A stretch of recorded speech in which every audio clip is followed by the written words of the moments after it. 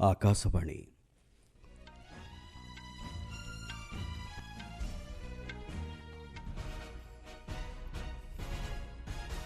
संवाद पढ़ुछंती चंदन घोष। मुख्य संवाद 70 आसन विशिष्ट दिल्ली विधानसभा निर्वाचन लगी गतकाली शांति श्रृंखलार सह मतदान संपन्न 60.42% मतदाता साब्यस्त कले निजर मताधिकार। आगामी दशंधि देशर उत्तर पूर्वांचल राज्यगुड़िकर हेब उल्लेखनीय रूपांतरीकरण कहले विभागीय केन्द्रमंत्री। प्रयागराजर महाकुंभठारे आज अनुष्ठित हेब जनजाति संस्कृति समागम 2025। अमेरिकार बेआईन भावे रहुतिबा 104 जन भारतीयों को गतकाली विमान जोगे भारत पठाइले सेठाकार सरकार। एवं भारत इंग्लैंड दिनिकिया आंतर्जातिक क्रिकेट सीरीजर प्रथम मैच आज खेलाजिब नागपुर रे।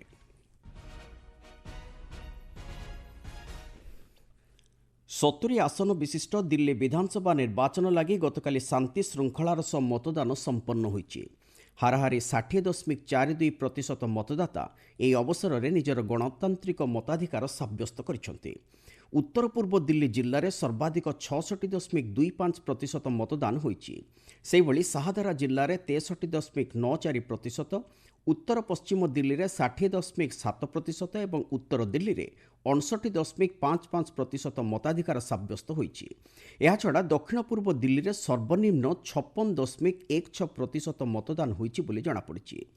गतकाली निर्वाचन पर जो सब प्रमुख नेतांकर भाग्य ईवीएम मध्य बंद हो रही सेमानक मध्य आम आदमी पार्टी नेता अरविंद केजरीवाल, आतिशी, मनीष सिसोदिया, बीजेपी परवेश वर्मा, विजेंदर गुप्ता, अरविंदर सिंह लवली एवं रमेश बिधुरी थिबा बेले कांग्रेसर देवेंद्र यादव, संदीप दीक्षित और अलका लांबा अंतर्भुक्त।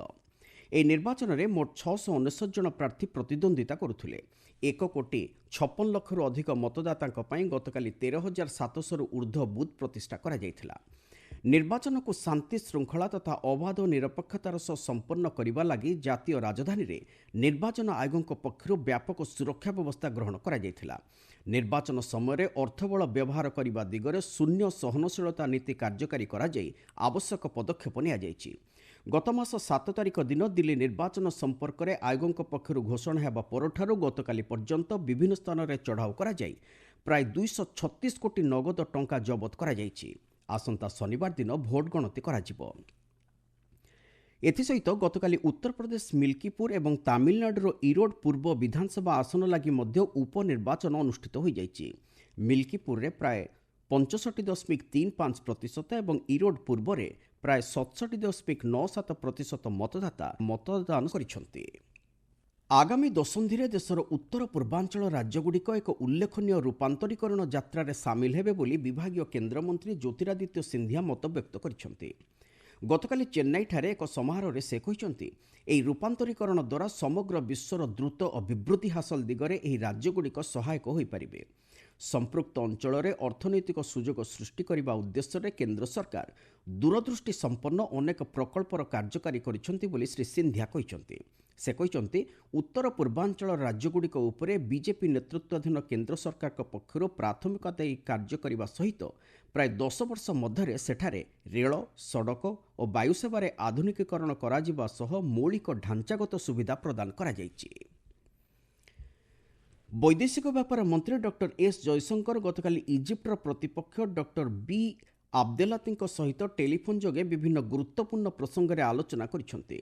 विशेषकर दुई देश मध्य विभिन्न क्षेत्र में रही द्विपक्षीय संपर्क एवं आंचलिक तथा वैश्विक समस्यार समाधान उपरे दुई नेता आलोचना करथिबा जणा जायछि। अन्य पक्षरे डॉक्टर जयशंकर गतकाली नुआदिल्ली ठारे सांघाई सहयोग संगठनर महासचिव नुरलान येरमेक बायेव सहित साक्षात आलोचना करिसेंति। संगठनर नूतन भावे दायित्व नैथिबा दृष्टिरू डॉक्टर जयशंकर तांकु अभिनंदन जणाइछंति। सामाजिक गणमाध्यम रे पोस्ट करी से कहिसेंति एक सुरक्षित सांघाई सहयोग संगठन गठन सहित भारतर ए दिगरे प्रतिबद्धता संपर्क रे सेमाने विस्तृत आलोचना करिसेंति। ग्रीसर वैदेशिक व्यापार मंत्री जॉर्ज गेरापेट्रिटिस 4 दिनिया भारत गस्तरे आसी गतकाली नुआदिल्ली रे पहुंचिचंती।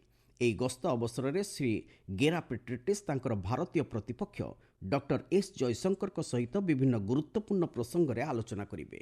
ବିଶେଷକରି ଦୁଇ ଦେଶ ମଧ୍ୟରେ ରଣନୈତିକ ଭାଗିଦାରୀ ଓ ବିଭିନ୍ନ କ୍ଷେତ୍ରରେ ଥିବା ଦ୍ୱିପକ୍ଷୀୟ ସମ୍ପର୍କକୁ ଅଧିକ ସଶକ୍ତ କରିବା ପ୍ରସଙ୍ଗ ଏହି ଆଲୋଚନାରେ ସ୍ଥାନ ପାଇବ ବୋଲି ଜଣାପଡ଼ିଛି।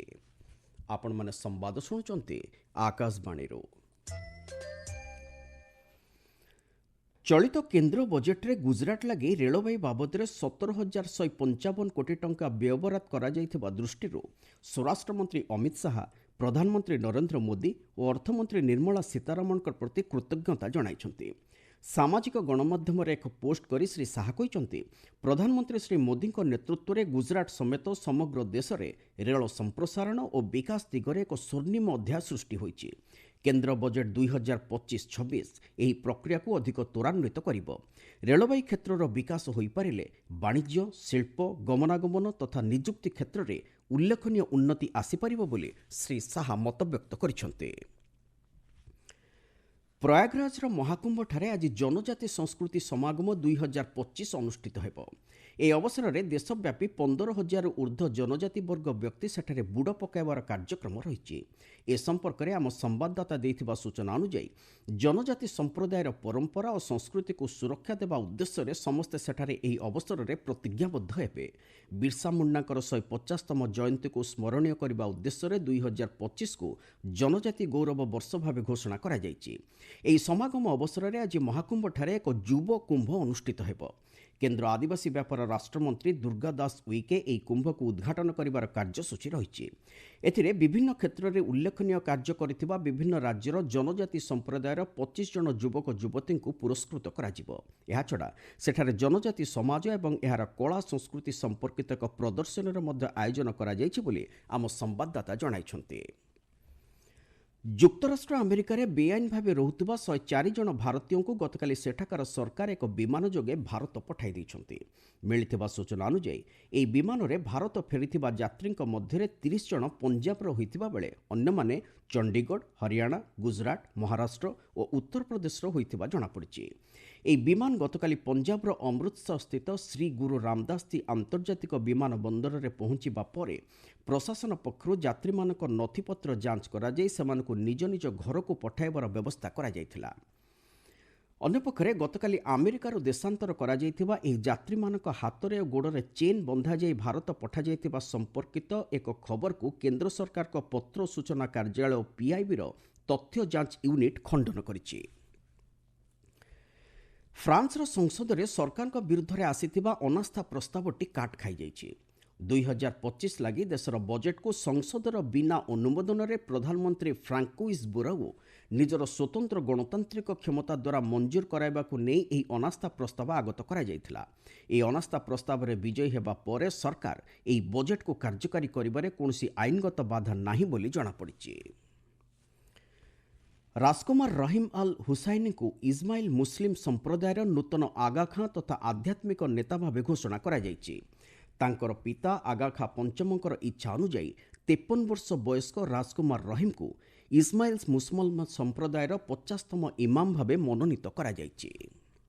ଭାରତ ଇଂଲଣ୍ଡ ଦିନିକିଆ ଆନ୍ତର୍ଜାତିକ କ୍ରିକେଟ ସିରିଜର ପ୍ରଥମ ମ୍ୟାଚ୍ ଆଜି ମହାରାଷ୍ଟ୍ରର ନାଗପୁରଠାରେ ଖେଳାଯିବ।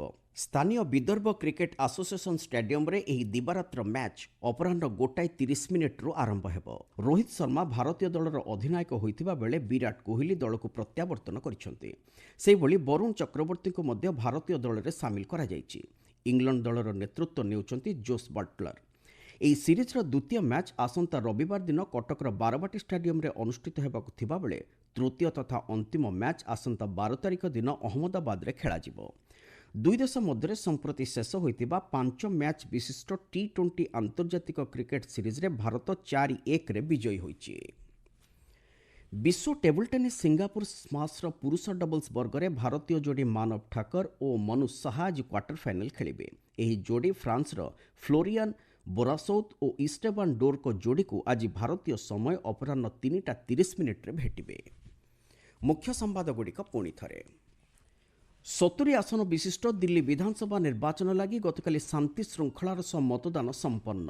60.42% ମତଦାତା ସାବ୍ୟସ୍ତ କଲେ ନିଜର ମତାଧିକାର। ଆଗାମୀ ଦଶନ୍ଧିରେ ଦେଶର ଉତ୍ତର ପୂର୍ବାଞ୍ଚଳ ରାଜ୍ୟଗୁଡ଼ିକରେ ହେବ ଉଲ୍ଲେଖନୀୟ ରୂପାନ୍ତରୀକରଣ କହିଲେ ବିଭାଗୀୟ କେନ୍ଦ୍ରମନ୍ତ୍ରୀ। ପ୍ରୟାଗରାଜର ମହାକୁମ୍ଭଠାରେ ଆଜି ଅନୁଷ୍ଠିତ ହେବ ଜନଜାତି ସଂସ୍କୃତି ସମାଗମ 2025 ଏବଂ ଭାରତ ଇଂଲଣ୍ଡ ଦିନିକିଆ ଆନ୍ତର୍ଜାତିକ କ୍ରିକେଟ ସିରିଜର ପ୍ରଥମ ମ୍ୟାଚ୍ ଆଜି ଖେଳାଯିବ ନାଗପୁରରେ। ସମ୍ବାଦ ଶେଷ ହେଲା।